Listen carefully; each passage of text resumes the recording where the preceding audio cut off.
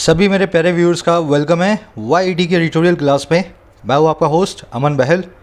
Second wave आ चुकी है corona की इंडिया में, इसी में बेस्ड आज सुबह का फर्स्ट एडिटोरियल जिसको अपने पढ़ने वाले हैं अपने उसी खास अंदाज के अंदर।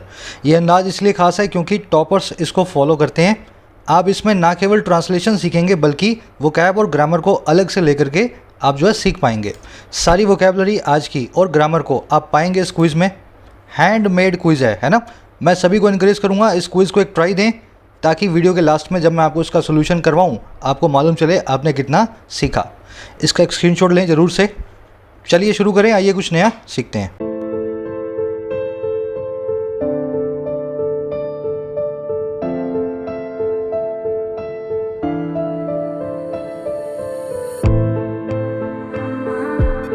कह रहे द सेकेंड वेव, दूसरी वेव कोरोना की। कोरोना फिर से लौट के आया है इंडिया में। और बात किसकी हो रही है? ऑन वाई न्यू कोविड-19 वैक्सीन्स शुड बी क्लियर्ड। क्यों नई कोविड-19 वैक्सीन्स को क्लियर किया जाना चाहिए? अभी तक हमारा वैक्सीनेशन प्रोग्राम सिर्फ 2 वैक्सीन्स के ऊपर चल रहा है।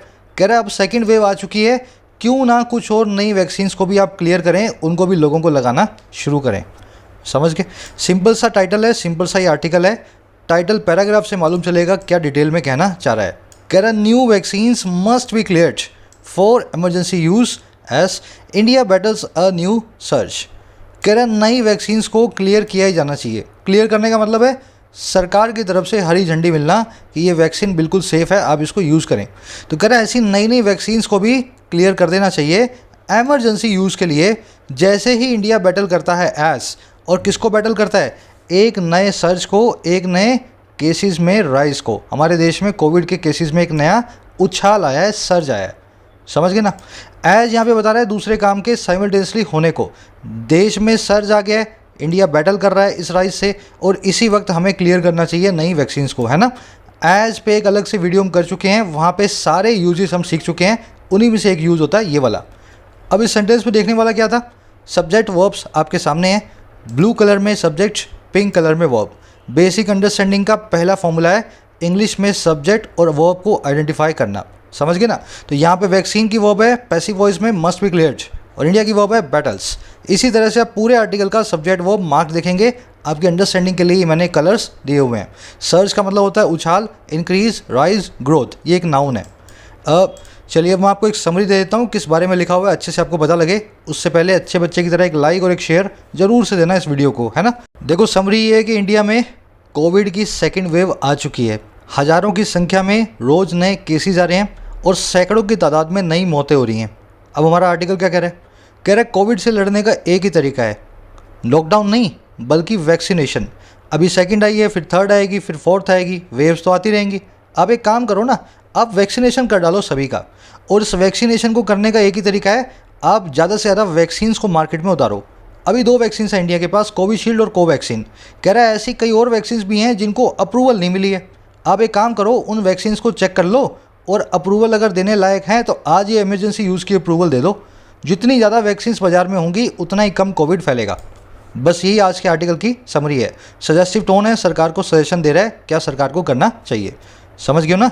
समरी की कोशिश करना कमेंट सेक्शन में लिख करके डालने की। आपकी राइटिंग स्किल्स भी अच्छी होती हैं और स्पेलिंग एरर्स भी आपको सही करने में हेल्प मिलेंगी। शुरू कर लेते हैं आर्टिकल को। बहुत स्टूडेंट्स की एक प्रॉब्लम है सर कि वीडियो पढ़ते हुए डीमोटिवेशन होता है, बहुत सारी लाइन्स हमें समझ में नहीं आती हैं। इसका एक सिंपल सा रीज़न है आपके बेसिक्स कमज़ोर होना। इन्हीं कमज़ोर बेसिक्स के कारण आप इंग्लिश में मजबूर हैं। अपने आप से वादा करें इस मजबूरी को मैं मजबूरी नहीं बनने दूंगा। आज से ही अपने बेसिक्स पे काम करूंगा। अगला जो भी आपका एग्ज़ाम हो उस एग्ज़ाम से पहले चैनल के होम पेज पे रखी हुई ये प्लेलिस्ट आपकी पूरी हो जानी चाहिए। Complete English grammar for all competitive exams, SSC, banks, UPSC, Railways के लिए खास है। इस प्लेलिस्ट को 2 वीक 3 वीक में 35 वीडियोस को पूरा कर लो, ताकि अगले एग्जाम में मजबूरी के साथ पेपर में ना बैठना पड़े, बल्कि इंग्लिश आपकी ताकत हो। ठीक है, आज से शुरू करना है। इसी के नीचे प्रीमियम कंटेंट की 2 प्लेलिस्ट हैं, एक एसएससी, एक बैंक्स। यहाँ पे बेसिक्स नहीं बल्कि जो सीखा है उसको अप्लाई कैसे करना है ये मैं सिखाता हूँ। ऊपर वाली में बैंकिंग के, नीचे वाली में एसएससी के। इन वीडियोस को देखने के लिए दोनों ही प्लेलिस्ट में 50-50 वीडियोज़ हैं।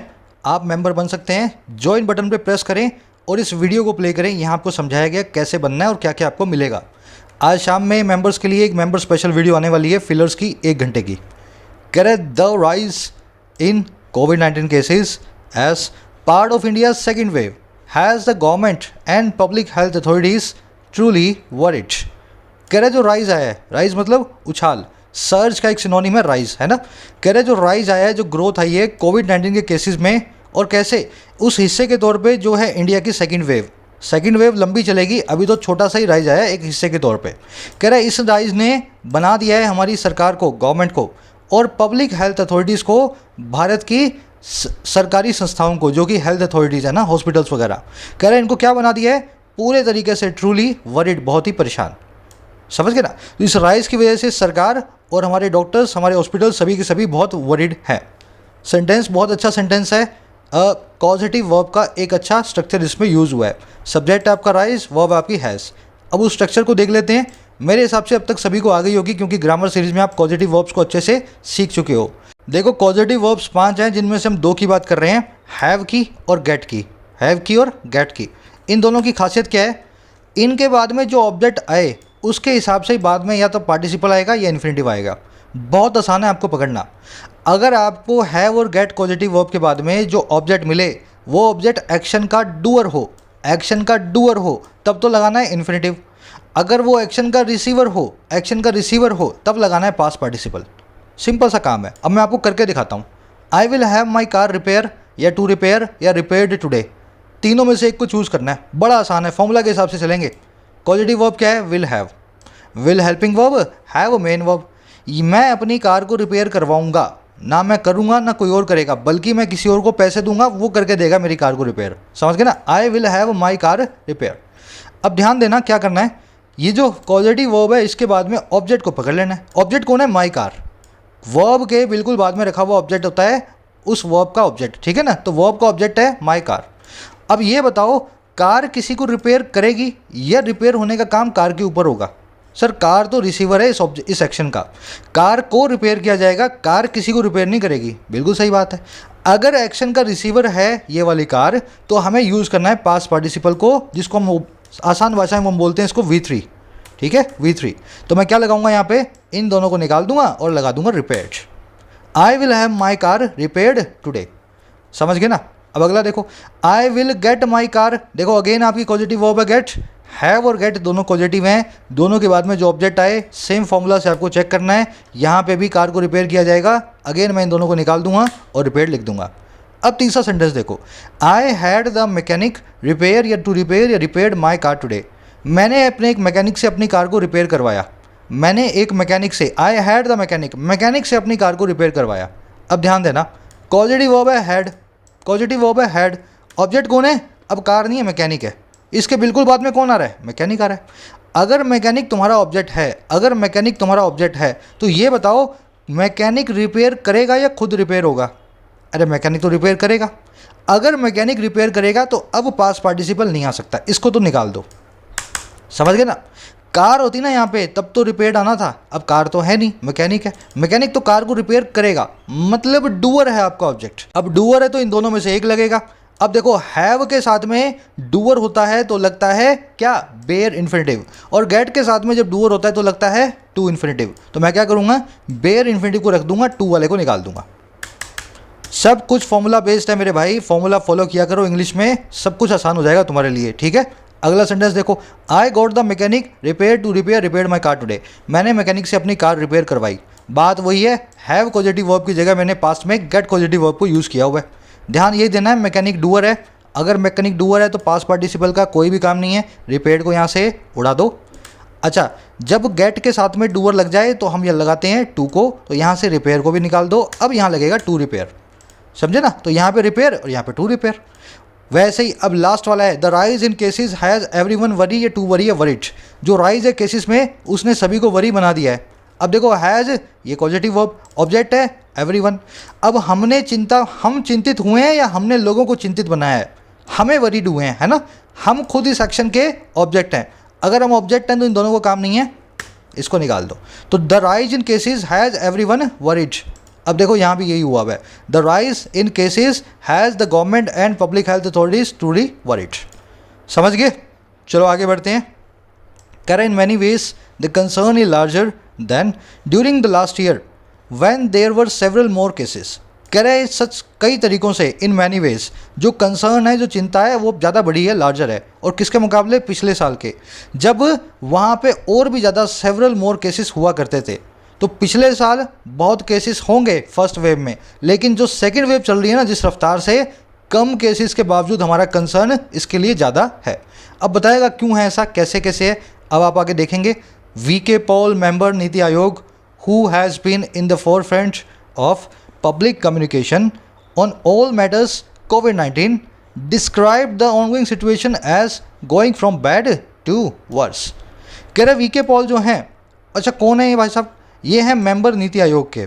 अच्छा और क्या रहे हैं ये रहे हैं in the forefront, who has been, ये हु लगा है इस मेंबर नीति आयोग मेंबर वीके पॉल के लिए। कह रहे ये वीके पॉल वो हैं जो कि रहे हैं फोरफ्रंट में। अब ये फोरफ्रंट क्या होता है? सबसे आगे का सिरा, सबसे आगे जो है लीड के अंदर, कमांड के अंदर। तो जो कि कमांड में रहे हैं पब्लिक कम्युनिकेशन के सभी मैटर्स पे जो है कोविड-19 पे। कह रहा इन साहब ने डिस्क्राइब कर दिया हाल की सिचुएशन को, ऑनगोइंग सिचुएशन को, और कैसे ऐसी सिचुएशन जो गो कर रही है बैड से वर्स की तरफ।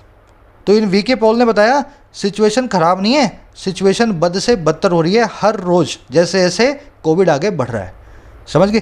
पॉल साहब की वो है डिस्क्राइब्ड, हु के बाद में लगेगा हैज़ बीन, हु का एंटीसीडेंट है VK Paul, singular subject, singular antecedent, इसलिए हमने हैज़ को यूज़ किया है। फोर फ्रंट को आप फोर ग्राउंड भी बोल सकते हैं, फोर मतलब आगे, फ्रंट मतलब आगे, फोर ग्राउंड भी यही होता है, इसका सिनोनिम होता है। बढ़े आगे। कह the health secretary Rajesh Bhushan has also रीआइटरेटेड in the last 2 weeks that urgent action must be taken. जो हमारे हेल्थ सेक्रेटरी हैं राजेश भूषण साहब, देखो वीके पॉल की तो बता दी इन्होंने, ये परेशान हो गए हैं। अब राजेश भूषण जी कह रहा है, जो हेल्थ सेक्रेटरी है ना, इन्होंने भी दोहरा दिया है, रीआइटरेट कर दिया है। और किसको?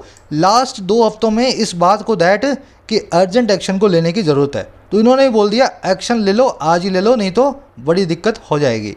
रीआइटरेट करना मतलब रिपीट करना, एको करना, इम्फोसाइज करना, किसी चीज़ को दोहराना। कह रहा on March 1 concerns of A spike were still on the horizon. Correct, March 1 को, पहली मार्च को जो कंसर्न्स थी, चिंताएं थी, और किसकी? एक स्पाइक की। स्पाइक का मतलब होता है अचानक से आने वाला उछाल, छोटा मोटा उछाल नहीं, अचानक से आने वाला उछाल। कह रहे 1 मार्च को ऐसे एक अचानक से आने वाले उछाल की जो चिंताएं थी वो अभी भी होराइजन पे थी। अब देखो इसका मतलब क्या है, हिंदी में होराइजन को बोलते हैं क्षितिज। जो चीज़ आपको डिस्टेंट फ्यूचर में दिखाई दे रही हो, आपको लग रहा हो ये होगा तो सही, लेकिन आज नहीं होगा, थोड़े टाइम के बाद होगा। तो 1 मार्च को यही सिचुएशन थी कि देख के लग रहा था सेकेंड वेव आएगी, पर आज नहीं आएगी, थोड़े टाइम के बाद आएगी। लेकिन हुआ इसका बिल्कुल उल्टा। समझ गए ना? ऑन द होराइजन को समझ लेना, इमिनेंट हो, इम्पेंडिंग हो, जो अप्रोच कर रहा हो, पर अभी ना आने वाला हो, आगे आने वाले टाइम में दिख रहा हो हमें, है ना? कह रहा है इन अ मंथ, अब देखो 1 महीने में क्या हुआ। In a month however the situation appears catastrophic. कह रहा है हालांकि 1 ही महीने में सिचुएशन आज दिखाई देती है एकदम कैटास्ट्रॉफिक, एकदम डिजास्टर्स, एकदम तूफान भरी। 1 मार्च को लग रहा था सेकेंड वेव दूर है, आज 31 मार्च को लग रहा है कि सेकेंड वेव के बीचों बीच में है, बाहर निकलें कैसे? समझ गए ना? सिचुएशन की वर्ब है appears, present indefinite tense. Catastrophic का मतलब है जिसमें कैटास्ट्रॉफी हो, तबाही भरे को बोलते हैं कैटास्ट्रॉफिक। एक एडजेक्टिव है, डिस्ट्रक्टिव, डिजास्टर्स इसके जो है सिनोनिम्स है। कह रहे the number of new active cases added on March 1 around 3000 has now become nearly 9-fold। कह रहे जो आंकड़ा है ना, नंबर है नए एक्टिव केसेस का, और वो केस जो ऐड हुए थे 1 मार्च को, और कितने थे? लगभग 3000। कह रहे अब जो है वो हो चुका है लगभग 9 गुना, 9-fold। तो 1 मार्च को रोज़ 3000 केस आ रहे थे, अब 9 गुना ज़्यादा 31 मार्च को 30 दिनों के अंदर 27,000 केस से भी ज़्यादा रोज़ आ रहे हैं। नंबर की वर्ब है हैज़ बिकम 9-fold, मतलब 9 गुना। कह रहे daily deaths to have in that interval skyrocketed 3-fold from around 112 to 354। कह रहे रोज़ होने वाली मौतें जो हैं वो भी हैव हो चुकी हैं इस इंटरवल में, इसी पीरियड में स्काई रॉकेट। अब ये क्या होता है? रॉकेट बन के स्काई में उड़ जाना, बहुत तेज़ी से ऊपर जाना। तो डेली मौतों की जो संख्या है वो भी बहुत तेज़ी से ऊपर आ गई है, 3 गुना हो गई है। 30 दिनों में 112 से 354 पे कोविड की डेथ्स आ चुकी हैं। सिंपल आर्टिकल है, सिंपल सी लाइन से रिपीट नहीं करेंगे, है ना? As of this month, India has administered nearly 6.3 crore doses of Covaxin and Covishield, and since March 20th has been inoculating a little over 2 million every day। कह रहा है इस महीने के हिसाब से as of this month India administer कर चुका है, इंडिया दे चुका है लगभग 6.5 करोड़ या 6.3 करोड़ डोजेस को इन दोनों की दोनों वैक्सीन्स की, और कह रहा है 20 मार्च से इनोकुलेट कर रहा है, वैक्सीनेट कर रहा है थोड़े से ज़्यादा लोगों को 2 मिलियन से हर रोज़। 2 मिलियन मतलब 20 लाख। तो 20 मार्च से हर रोज़ 20 लाख प्लस लोगों को रोज़ सुई लग रही है वैक्सीन की। समझ गए? अब इस पर कुछ अजीब से वर्ड्स आए हैं, एडमिनिस्टर करना। देखिए वैक्सीन जो होती है ना, वैक्सीन, उसके लिए हमारे पास वर्ड है इनोकुलेशन, इम्यूनाइजेशन और वैक्सीनेशन। इनोकुलेट, वैक्सीनेट और इम्यूनाइज तीनों वर्ब्स हैं, तीनों का मतलब है किसी को सुई लगाना, वैक्सीन लगाना। वैक्सीन की लगाने की प्रक्रिया को कहते हैं एडमिनिस्टर करना एक वैक्सीन को। तो इंडिया ने एडमिनिस्टर किया है ना, इसका मतलब है इन दोनों वैक्सीन को लगाया है। चलिए अ लिटल का कॉन्सेप्ट आप जानते हैं। अ लिटल मतलब थोड़ा सा ज़्यादा। अगर यहाँ पे अ को निकाल दूँ तो मतलब ना के बराबर। अ लिटल मतलब ना के बराबर है ना, नेगेटिव वे में। What is apparent is that the states registering a high number of cases, Maharashtra, Gujarat, Karnataka, Kerala, and Madhya Pradesh, are also those where many are signing up for their first dose. अब कह रहे बिल्कुल उल्टी सी बात हो गई एक। कौन सी? कह रहे जो चीज़ एपरेंट है, एपरेंट का मतलब है एकदम जग जाहिर, सबके सामने है, क्लियर है। कह रहे वो चीज़ है, इज़ वो है, दैट वो ये कि जो स्टेट्स हैं जो रजिस्टर कर रही हैं, वो स्टेट्स जो कि अपना नाम लिखवा रही हैं, और किस में? हाई नंबर ऑफ केसेस में। अब ये सारी स्टेट्स के नाम इसने लिख दिए, महाराष्ट्र, गुजरात, कर्नाटका, केरला, एमपी। कह रहे यही वो स्टेट्स हैं जो रजिस्टर कर रही हैं, यही वो स्टेट्स हैं आर दोज वो वाली जहाँ पे ज़्यादातर लोग साइन अप कर रहे हैं, ज़्यादातर लोग अपना नाम लिखवा रहे हैं अपनी फर्स्ट डोज के लिए भी। तो इन्हीं स्टेट्स में ज़्यादातर वैक्सीनेशन हो रहा है, और इन्हीं स्टेट्स में से ही ज़्यादातर हमें नए केसेस भी देखने को मिल रहे हैं। तो कह रहा बड़ी अजीब सी लेकिन जग जाहिर एपरेंट सी बात है। समझ गए? रजिस्टरिंग यहाँ पे एक एडजेक्टिव है, स्टेट्स के लिए आया है, वो स्टेट्स जो रजिस्टर कर रही हैं, है ना। वर्ब के एनजी फॉर्म एडजेक्टिव का काम कर सकती है, आपको अच्छे से पता होगा। साइन अप करना मतलब अपना नाम लिखवाना, वॉलंटियर करना, एनलिस्ट करना, रजिस्टर करना। आप अगर कोई नया अकाउंट बनाते हैं फेसबुक पे तो वहाँ भी लिखा होता है साइन अप करें, वहीं से इस फ्रेजल वर्ब को आप रिलेट करके रखें। बढ़े आगे। कह रहा है नोटेबल एक्सेप्शन इज़ पंजाब। कह रहा है इस पूरी बात की एक एक्सेप्शन भी है, एक अपवाद भी है, एक नोटेबल है, वो बिल्कुल ध्यान देने लायक है पंजाब। पंजाब में केस बढ़ रहे हैं और वैक्सीन भी कम लग रही हैं, एक्सेप्शन है पंजाब अपने आप में। कह रहा है the government is also bearing down on local vaccine companies to prioritise delivery to India over their international commitments as several other vaccine candidates line up emergency approvals from regulators. कह रहे सरकार जो है ना वो बेयर डाउन ऑन कर रही है, इसको बोलते हैं किसी को दबाव में लाना, किसी पे वे डाउन करना, किसी को प्रेशराइज करना। कह रहे सरकार पूरा दबाव बना रही है लोकल वैक्सीन निर्माताओं पे, वैक्सीन कंपनीज पे, कि वो प्रायोरिटी दें, वो इंपॉर्टेंस दें, वो प्राथमिकता दें डिलीवरी को इंडिया के लिए। और किसके ऊपर? उनके इंटरनेशनल कमिटमेंट्स के ऊपर। आपने जर्मनी को बोल रखा है 20 लाख भेज दूंगा शाम तक, अरे पहले इंडियंस को दो जिनके लिए, जिन देश में आप काम करते हो। तो सरकार भी इन पे पूरा प्रेशर डाल रही है कि सबसे पहले इंडियंस को लगानी है आपको। कह रहा है और जैसे ही दूसरे कई वैक्सीन के कैंडिडेट्स, दूसरी कई वैक्सीन जो हैं जो कि आने वाले टाइम में अप्रूवल मिल सकती है, ऐसे कैंडिडेट्स वो लाइन अप करते हैं, वो लामबंदी करते हैं इमरजेंसी अप्रूवल के लिए रेगुलेटर्स से। तो कई दूसरी वैक्सीन्स कतार में खड़ी हैं कि हमारे को अप्रूवल दे दो, और सरकार हाल में जो वैक्सीन्स अप्रूव्ड हैं उनके निर्माताओं पे बहुत सारा प्रेशर बना रही है कि आप इंडिया को ही पहले सप्लाई करो। समझ गए? बेयर डाउन अपॉन, किसी को दबाव में लाना, प्रेशराइज करना, वे डाउन करना। बेयर और वे मतलब किसी पे दबाव लाना, है ना। यहाँ से आप पकड़ें इस फ्रेजल वर्ब को। लाइन अप करना मतलब लाइन में लग जाना, फॉर्म है क्वी। जब आप क्यू में लग जाते हैं, लामबंदी करते हैं, किसी काम को करने के लिए तैयार हो जाते हैं, तो लाइन अप करते हैं। लाइन अप के बाद में फॉर आना चाहिए। लाइन अप किस लिए कर रहे हो? For emergency approvals. मेरे हिसाब से एक प्रिंटिंग मिस्टेक है, रात को मैं कॉपी करता हूँ इनकी वेबसाइट से, शायद सुबह के न्यूज़पेपर में इन्होंने फॉर लगा दिया होगा, अब चेक कर लेना, है ना। कह रहे so vaccine hesitancy is not India's most pressing problem. कह रहे इसलिए वैक्सीन हेजिटेंसी जो है वो इंडिया की सबसे प्रेसिंग, सबसे इंपॉर्टेंट, सबसे प्रेशराइज करने वाली प्रॉब्लम नहीं है। वैक्सीन लगवाने वाले अब बहुत आ गए हैं, अब तो बात यह है कि उनको लगाई कैसे जाए और फटाफट कैसे लगाई जाए, है ना। हेजिटेंसी की, संकोच की बात अब ज़्यादा है नहीं हमारे देश में। अब अदर सेंटेंस में देखने वाली चीज़, प्रेसिंग मतलब जो आपको प्रेस करे, इंपॉर्टेंट हो, क्रूशियल हो, आपको प्रेशर में लाए, है ना, एक एडजेक्टिव है। सवाल है आपसे सबसे यहाँ पे मोस्ट प्रेसिंग। अरे मोस्ट प्रेसिंग मतलब सुपरलेटिव डिग्री, सुपरलेटिव डिग्री उससे पहले द नहीं आ रहा। सोच के बताना, सबको आना चाहिए कि क्यों यहाँ पे मोस्ट से पहले का द हमें निकालना पड़ा। सब लोग कोशिश करना कमेंट्स में। कह रहा है India's communication of the tides and ebbs of the pandemic has always been below par. कह रहा है इंडिया का जो कम्युनिकेशन है ना, जिस तरीके से इंडिया कम्युनिकेट करता है, और किसका, ज्वार और भाटे का, उतार और चढ़ाव का, टाइड और एब का, और किस में, इस महामारी में। कह रहा है वो हमेशा से ही हैज़ ऑलवेज बिन, हमेशा से रहा है बिलो पार या बिलो एवरेज। हम कभी भी पैंडमिक जब भी तेज़ होती है तो बहुत धीमे धीमे सबको बताते हैं, जब धीमी होती है तब भी हम सही से कम्युनिकेट नहीं करते। तो इंडिया का कम्युनिकेशन जो है, अगर आप दूसरी वेस्टर्न कंट्रीज़ के मुकाबले देखो तो बिलो एवरेज है, इन्फीरियर है। समझ गए। टाइड एंड आप समझ गए होंगे। टाइड मतलब जब ज्वार आता है, पानी ऊपर चढ़ता है। एब का मतलब भाटा, जब समुद्र में पानी नीचे उतरता है। अब आ जाओ बिलो पार पे। ये एक बहुत अच्छा वर्ड है और इस पर कई सारे वोकैब वर्ड्स भी बनते हैं। देखो, पार का मतलब है पैरिटी, पैरिटी का मतलब है बराबरी। तो इस पर 3 फ्रेज बनते हैं, on A par, below par या अबव पार। ऑन अ पार मतलब ऑन पैरिटी, अपने आसपास, अपने समकक्ष लोगों के बराबर। जब कोई चीज़ ऑन अ पार होती है तो वो स्टैंडर्ड जो उस चीज़ का जो स्टैंडर्ड होता है वो वैसी होती है ना, उसके बराबर की जो दूसरी चीज़ें हैं उनके बिल्कुल मैच में होती है, मैच खाती है। जब कोई चीज़ बिलो पार होती है तो यूँ समझ लेना एवरेज से नीचे होती है, इन्फीरियर होती है। और जब कोई चीज़ अबव पार होती है तो समझ लेना अपने एवरेज से वो सुपीरियर होती है। अगर आपकी प्रिपरेशन ऑन ए पार है तो जैसे सब लोग प्रिपेयर कर रहे हैं वैसे आप भी कर रहे हो। बिलो पार है तो आपकी प्रिपरेशन थोड़ी सी कमज़ोर है। और अबव पार है तो जैसे एक एवरेज बच्चा प्रिपेयर करता है, आप उससे बेहतरीन तरीके से, सुपीरियर तरीके से प्रिपेयर कर रहे हैं। समझ गए ना। तो पैरिटी मतलब पार, इससे तीनों फ्रेज बनेंगे। कह रहे the broader strategy by the state and central governments is to take credit when there is a declining trend in cases and blame people's laxity for an upward trend. अब बता रहा है इंडिया की गलती क्या है।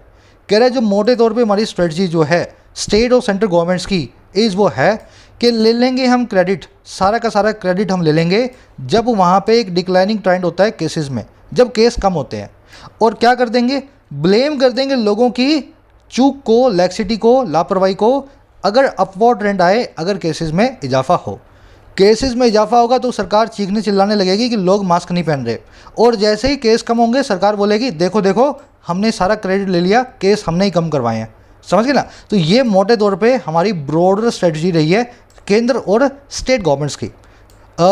इसके बाद में 2 इन्फिनेटिव हैं।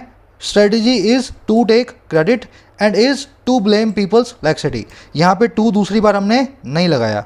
लैक्सिटी का मतलब होता है लीनियंसी, लैक ऑफ अलर्टनेस, आपकी लापरवाही, आपकी चूक कहलाती है आपकी लैक्सिटी। कह रहे more research needs to be conducted and communicated on whether mortality in the second wave is biased towards the group yet ineligible for vaccination and whether re infections are an emerging problem. अब एक नई problem आ गई है India के सामने। जिन लोगों को vaccine लग गई है उनको भी कोरोना हो रहा है और वो लोग कोरोना आगे फैला भी रहे हैं, है ना। कह रहा और रिसर्च की ज़रूरत है, मोर रिसर्च नीड्स। और क्या कंडक्ट होने की, टू बी कंडक्टेड। और क्या कम्युनिकेट होने की, कंडक्ट भी करो और सबको बताओ भी। और किस चीज़ के ऊपर, वेदर, हाँ के ना। जो मोर्टेलिटी है, जो मौतों की संख्या है सेकेंड वेव में, वो बायस तो नहीं है, वो झुकी तो नहीं हुई उस ग्रुप की तरफ, उन लोगों के समूह की तरफ जो इनएलिजिबल है अभी तक, जो अभी तक जिनको वैक्सीन लगने के लायक वो हुए नहीं हैं। और किसके लिए, वैक्सीनेशन के लिए। और या फिर कहीं जो री इन्फेक्शन है, फिर से इन्फेक्शन होने का काम है, वो एक इमर्जिंग प्रॉब्लम तो नहीं है, उभरती हुई समस्या तो नहीं है। तो रिसर्च करे इंडिया और पता लगाए जो लोग मर रहे हैं क्या वो वही लोग हैं जिनको वैक्सीन नहीं लग रही है। और जिन लोगों को री इन्फेक्शन हो रहा है क्या ये आगे और बढ़ने वाला है, क्या ये एक इमर्जिंग ट्रेंड है, अपने आप में उभरता हुआ एक रुझान है या नहीं। समझ गए। इनएलिजिबल वो होता है जो अनक्वालिफाइड हो, अनफिट हो, अनसूटेबल हो किसी काम के लिए। री इन्फेक्शन आप जान गए हैं, फिर से इन्फेक्शन होना। पहले तो हुआ ही था अप्रैल 2020 में, दिसंबर 2020 में फिर से हो गया, है ना। ऐसे काम भी इंडिया में हो रहे हैं। कह रहा it was always known from the vaccine trial data that the inoculations were extremely effective at addressing severe disease but less so in containing infections. अब एक और चीज़ बता रहा है। कह रहा है ये हमेशा से ही हमें पता है, इट वॉज ऑलवेज नॉन, हमेशा से हमें पैसिव वॉइस में पता था। और क्या पता था, वैक्सीन के ट्रायल डेटा से हमें पता था दैट वो ये कि जो इनोकुलेशंस हैं, जो वैक्सीनेशन है वो बहुत ज़्यादा इफेक्टिव है, बहुत ज़्यादा असरदार है एड्रेस करने में, सॉल्यूशन लाने में ख़राब डिजीज़ का, बहुत ही ख़राब बीमारी का। लेकिन बहुत ही कम ये इफेक्टिव है, लेस सो, बहुत ही कम है ये कंटेन करने में, रोकने में इन्फेक्शंस को, जो इन्फेक्शंस की संख्या को कम लाने में। समझ गए ना। तुम्हें ऑलरेडी पता है वैक्सीन लगने के बाद आपकी डेथ होने के चांसेस बहुत कम होते हैं, लेकिन ऐसा मत सोचना वैक्सीन लग गई तो आप कोरोना को आगे फैलाओगे नहीं। इस काम में हम इफेक्टिव ज़्यादा है नहीं, हमारी वैक्सीन के बारे में हमें पहले से पता है। समझ गए। सब्जेक्ट वर्ब आप मैच कर रहे हो, इट की वर्ब है was always non, passive voice में। इनोकुलेशंस की वर्ब है वर। इफेक्टिव, इनइफेक्टिव, गुड, बैड, इन सब के बाद में ऐड प्रपोजिशन को फिक्स करें। I am good at English, good in English मत लगाए ना कहीं पे। I am good in English, बहुत लोग ऐसा लिखते हैं। अगर तू इंग्लिश में गुड होता तो तूने इन ना लगाया होता। समझ गए मेरी बात को। इंग्लिश में गुड हो तो गुड एट इंग्लिश। किसी भी चीज़ के लिए अच्छे हो, खराब हो, इफेक्टिव हो, इनइफेक्टिव हो, असरदार हो, आप ऐड लगा के ही बताएं उस चीज़ में आप कैसे हैं। ठीक है, फिक्स प्रपोजिशन। चलिए आगे बढ़ते हैं। इनोकुलेशन आप जानते ही हैं, वैक्सीनेशन, इनोकुलेशन, इम्यूनाइजेशन, तीनों एक दूसरे के सिनोनिम है, सुई लगाने को बोलते हैं तीनों के तीनों काम। Current aspect needs to be amplified and communicated more clearly to encourage vaccination। कह रहा है ये जो ऊपर का एस्पेक्ट है ना कि अगर वैक्सीन लग गई उसके बाद भी आप कोरोना फैलाओगे, कह रहा है ये जो पहलू है, एस्पेक्ट है, इसको ज़रूरत है एम्पलीफाई करने की, इसको और इंटेंसिफाई करने की, इसको खड़ा करने की और कम्युनिकेट करने की और साफ तरीके से एनकरेज करने के लिए वैक्सीनेशन को। सबको ये बता दो वैक्सीनेशन से कोरोना थमेगा नहीं, बस आपकी डेथ नहीं होगी। अगर ये बात सबको पता लग गई, एम्पलीफाई हो गई, कम्युनिकेट हो गई, लोग अपने आप आकर के वैक्सीनेशन करवाएंगे। समझ गए। एस्पेक्ट की वर्ब है नीड। सिंप्लीफाई आप जानते हैं किसी चीज़ को और बड़ा हुआ बनाना, इंटेंसिफाई करना। कह रहा it is hypocritical on the governments part two allow large religious gatherings and political MELAS in election bound states and also blame normal movement for the second wave. कह रहा है ये बहुत ही मगरमच्छ के आंसू हैं, हिपोक्रिटिकल है, बहुत ही धोखे भरी बात है सरकार की तरफ से कि वो अलाउ कर रही है बड़ी बड़ी रिलीजियस गैदरिंग को, धार्मिक सभाओं को और पॉलिटिकल मेलों को, सियासी मेलों को इलेक्शन बाउंड स्टेट्स में, उन स्टेट्स में जहाँ पे इलेक्शन हो रहा है, असम में, बंगाल में, तमिलनाडु में, पौंडीचेरी में, है ना। और साथ ही साथ ब्लेम कर रही है नॉर्मल मूवमेंट को लोगों की सेकेंड वेव के लिए। तो यहाँ पे तो मेला चल रहे हैं, वहाँ पे भाषण हो रहा है चुनाव से पहले, तो वहाँ पे तो कोरोना नहीं फैल रहा सरकार की तरफ से, लेकिन जब जब फैलता है तो सरकार बोलती है घर से बाहर निकलते हो इसलिए कोरोना फैल रहा है, तुम बुला रहे हो, मेला करवा रहे हो, इसलिए घर से बाहर निकल रहे हैं, तुम्हारी वजह से फैल रहा है, हमारी वजह से नहीं फैल रहा। समझ गए। तो हिपोक्रिटिकल वही होता है जैसे मगरमच्छ के आंसू होते हैं ना, वहीं से वर्ड बना दिया हमने। आप अगर हिपोक्रिटिकल होते हो तो आप डिसेप्टिव होते हो, झूठे होते हो, आपके मन में कुछ और होता है और आप बोलते कुछ और हो। वैसे ही सरकार भी यहाँ पे अभी कर रही है। इलेक्शन बाउंड स्टेट्स वो हैं जो इलेक्शन से बाउंड हैं, जिनमें आज से 10, 15, 20 दिन बाद इलेक्शन होने वाला है, इलेक्शन बाउंड स्टेट्स। कर what is needed is messaging that emphasizes the realistic protective abilities from vaccination and physical distancing measures। कह रहा अब जिस चीज़ की ज़रूरत है ना वो यही है कि आप मैसेजिंग करो, आप इस पैगाम को लाओ, इस संदेश को दो, दैट वो ये कि जो संदेश जो है एम्फसाइज करे इस रियलिस्टिक प्रोटेक्टिव एबिलिटी को, सच में आने वाली सुरक्षा वाली ताकतों को, और जो आती हैं वैक्सीनेशन से और फिजिकल डिस्टेंसिंग मेजर से। तो एक ही चीज़ की ज़रूरत है, अब लोगों को बता दो वैक्सीन अपने आप में रियलिस्टिकली कितना आपको प्रोटेक्ट कर सकती है ना, और फिजिकल डिस्टेंसिंग ही आपको हमेशा बनाए रखनी है अगर कोरोना से बचना है। ये मैसेजिंग आपको हेल्प करेगी। दैट एक रिलेटिव प्रोनाउन है, इसका एंटीसीडेंट है मैसेजिंग नाम का जीरेंट, है ना, और इसकी वर्ब है एम्फसाइजेस। रियलिस्टिक मतलब जो सच्चा हो, रियल हो, जेन्युइन हो, प्रैक्टिकल हो। अब यहाँ पे करेंगे कॉन्सेप्ट को जिस पे ज़्यादातर लोग 70% लोग कन्फ्यूज्ड हैं। एक बार फिर से कोशिश करते हैं। देखो दिक्कत आपकी ये है, सेंटेंस ब्रेक नहीं कर रहे हो, फिर लिख करके दे रहा हूँ, तुम इंग्लिश में सेंटेंस ब्रेक मत करो और मुझे इंग्लिश को मजबूत बना के दिखा दो। सेंटेंस को दिमाग में किसी ना किसी लेवल पे ब्रेक करना पड़ेगा अगर इंग्लिश में तुम्हें कुछ सीखना है तो। अब ये कॉन्सेप्ट भी ऐसा ही है। इम्फसाइज और स्ट्रेस के बाद में प्रीपोजिशन आती भी है और नहीं भी आती, किस पर डिपेंड करेगा? इनकी प्रकृति पे, इनके पार्ट ऑफ स्पीच पे। अगर स्ट्रेस एक नाउन है तो बाद में ऑन आएगा, अगर वर्ब है तो कोई प्रीपोजिशन इसके बाद में नहीं आएगा। Most top companies stress on innovation, most top companies give stress on innovation. दोनों सेंटेंस का मतलब एक ही है। ज़्यादातर बड़ी बड़ी कंपनियां स्ट्रेस करती हैं इनोवेशन पे, ज़्यादातर बड़ी बड़ी कंपनियां जोर देती हैं नई सोच पे। इनोवेशन मतलब नई सोच। फर्स्ट सेंटेंस में मोस्ट टॉप कंपनी सब्जेक्ट है, सेकंड सेंटेंस में भी मोस्ट टॉप कंपनी सब्जेक्ट है। फर्स्ट सेंटेंस में स्ट्रेस आपकी वर्ब है, सेकंड में गिव आपकी वर्ब है और स्ट्रेस इस वर्ब का ऑब्जेक्ट है। फर्स्ट सेंटेंस में स्ट्रेस हो गया एक वर्ब वाला फॉर्म, सेकंड फॉर्म में स्ट्रेस हो गया एक नाउन वाला फॉर्म। अगर स्ट्रेस एक नाउन है तो इसके बाद में ऑन आएगा, अगर स्ट्रेस एक वर्ब है तो उसके बाद में ऑन नहीं आएगा। अब मुझे ये बताओ, क्या रट्टा मार के इस कॉन्सेप्ट को सीख सकते हो? इस जन्म में तो नहीं सीख पाओगे। फिर आप कमेंट्स में लिखते हो सर आप कह रहे हो नहीं आएगा, मैंने तो देखा था। अरे तूने देखा था, वहाँ पे स्ट्रेस एक नाउन था। अब वैसे थैंक्स के साथ हुआ, कल मैंने थैंक्स के लिए बताया, my boss thanked to me for the timely completion of the project. My boss gave thanks to me for the timely completion of the project. दोनों सेंटेंस का एक ही मतलब है, मेरे बॉस ने मुझे थैंक यू बोला, मेरा धन्यवाद दिया प्रोजेक्ट को सही वक्त पे पूरा करने के लिए। यहाँ पे बॉस सब्जेक्ट, यहाँ पे बॉस सब्जेक्ट, यहाँ पे थैंक वर्ब, यहाँ पे गिव वर्ब। इस गिव वर्ब का ऑब्जेक्ट है थैंक्स नाम का नाउन। इस नाउन के बाद में टू आएगा, लेकिन इस वर्ब के बाद में टू नहीं आएगा।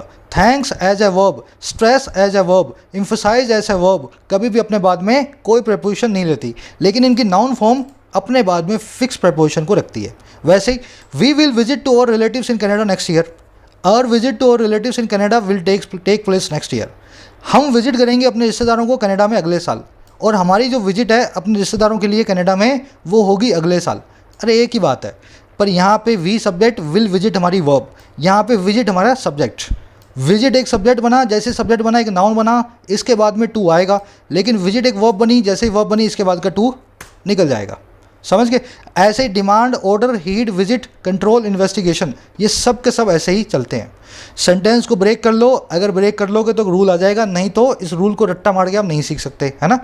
चलो आगे बढ़ें। ग्रामर सीरीज़ को मैं इसीलिए इस तरीके से बनाता हूँ कि सेंटेंस को ब्रेक करके ही आपको ग्रामर सिखाऊँ, है ना। It is also unclear why new vaccines are not being accelerated for emergency use when Covishield and Covaxin were rushed through without any local efficacy data। कह रहा है ये बात भी अभी साफ नहीं है, इट इज़ ऑल्सो अनक्लियर, क्यों जो है नई वैक्सीन्स एक्सेलरेट नहीं हो रही हैं, क्यों नई वैक्सीन्स को दबाव नहीं दिया जा रहा है। एक्सेलरेट करना मतलब तेज़ी में लाना, पुश करना। तो नई वैक्सीन्स रफ्तार क्यों नहीं पकड़ रही हैं एमरजेंसी यूज़ के लिए, जबकि कोविशील्ड और कोवैक्सीन को रश थ्रू किया गया था, इनको जल्दबाजी में लाया गया था बिना किसी लोकल एफिकेसी डेटा के, बिना किसी स्थानिक असरकारिता की इंफॉर्मेशन के। तो इन दोनों के बारे में तो हमें पता नहीं था इंडिया में कितनी एफिशिएंट है, इनको हमने रश थ्रू किया, इनको ज़बरदस्ती सरकार जो है जल्दबाजी में लाई। अब जो दूसरी वैक्सीन है उनको बिल्कुल नहीं ला रही, तो ये चीज़ अभी बिल्कुल भी साफ़ नहीं है। रश थ्रू करना मतलब किसी चीज़ से स्पीड अप करना, फटाफट निकल जाना, है ना, काम हो या ना हो। एफिकेसी मतलब आपकी एफिशिएंसी, आप कितने असरदार हो। कर more vaccines and a sharpening of India's communication strategy are essential. कर दोनों ही चीज़ें अब बड़ी ज़रूरी हैं, ज़्यादा वैक्सीन्स और ज़्यादा तेज़ी से लाना, शार्प बनाना, तीखा बनाना हमारी कम्युनिकेशन स्ट्रेटजी को। कह रहे दोनों ही चीज़ें आज की डेट में एसेंशियल हैं, बहुत ही इंपॉर्टेंट है। आई थिंक समझ गए होंगे, सिंपल सा आर्टिकल है। क्विज़ की तरफ कुछ करेंगे, 2 दिनों से मैं आपको क्विज़ करवा नहीं रहा हूँ। चलो आज ये करते हैं काम, क्विज़ को हम यहाँ पे लाइव सॉल्व कर लेते हैं, है ना। जिन क्विज़ को मैंने आपको नहीं करवाया है उनके आंसर्स कमेंट सेक्शन में पहले कमेंट में पिंड है, आप वहाँ से आंसर्स को चेक कर लेना पिछली वीडियोस के। कह रहा द सेकेंड वेव ऑफ कोविड-19 got several countries expose to a dicey situation. इतना ही ले लो, जो दूसरी वेव है कोविड-19 की उसने बना दिया है, गेट कर दिया है कई कंट्रीज़ को, और क्या बना दिया है, इन चारों में से एक, और किसके लिए, एक डाइसी सिचुएशन के लिए, एक बहुत ही खतरनाक हालात के लिए। डाइसी मतलब बहुत खतरनाक हो, जो रिस्की हो। अब ये बताओ, यहाँ पे आपकी वर्ब आ गई पॉजिटिव गॉट। अगर ये पॉजिटिव वर्ब आई है, इसका ऑब्जेक्ट है सेवरल कंट्रीज़। अब ये बताओ, सेवरल कंट्रीज़ को एक्सपोज किया गया है, क्या इनको डाइसी सिचुएशन के सामने रखा गया है, या फिर इन कंट्रीज़ ने किसी को किसी के सामने रखा है। एक्सपोज का मतलब होता है किसी को किसी के सामने रखना, एक्सपोज करना। कंट्रीज़ को एक्सपोज किया गया है, कंट्रीज़ के ऊपर काम हुआ है, तो यहाँ पे मुझे क्या करना है, चुपचाप पास्ट पार्टिसिपल को चूज कर लेना है। Has got several countries exposed, समझ गए ना, कंट्रीज़ के ऊपर काम हुआ है, तो हमने यहाँ पे वर्ब की थर्ड फॉर्म को यूज़ कर लिया। आगे बढ़ो। Specially the countries which have not been good. अब इन सब चीज़ों पे खास करके वो वाली कंट्रीज़ जो कि अच्छी नहीं है इन सब कामों के अंदर, टेस्ट करने में, आइडेंटिफाई करने में हॉटस्पॉट्स को, और स्पीड अप करने में इम्यूनाइजेशन को या वैक्सीनेशन को। अब आपको बताया था मैंने, good, bad, efficient, non efficient, है ना। इन सब के बाद में जिस चीज़ में आप गुड बैड होते हो, एट लगा के आप बताते हो, इन लगा के कभी भी नहीं बताते हो। तो मैं क्या करूँगा यहाँ पे, the countries which have not been good at testing. समझ गए ना। अब आगे और बढ़ते हैं। ये गुड किस किस चीज़ पे नहीं थी। पहली थी टेस्टिंग नाम का जीरेंट, दूसरा है आइडेंटिफिकेशन नाम का नाउन, और तीसरा है स्पीडिंग अप करना। और किसको करना? इनोकुलेट को करना, वैक्सीनेट को करना, इम्यूनाइजेशन को करना और वैक्सीनेट्स को करना। ध्यान देना, ये ऐड प्रीपोजिशन के 3 ऑब्जेक्ट हैं। पहला है ये वाला जीरेंट, दूसरा है ये वाला नाउन और तीसरा है स्पीडिंग अप नाम का जीरेंट। इस जीरेंट का जो ऑब्जेक्ट होगा वो जीरेंट होगा, नाउन होगा। अब देखो इनमें से जो नाउन है वो आपका आंसर है। इनोकुलेट एक वर्ब है, वैक्सीनेट एक वर्ब है, वैक्सीनेट्स भी एक वर्ब ही है, एस लगा हुआ पीछे, और इम्यूनाइजेशन एक नाउन है।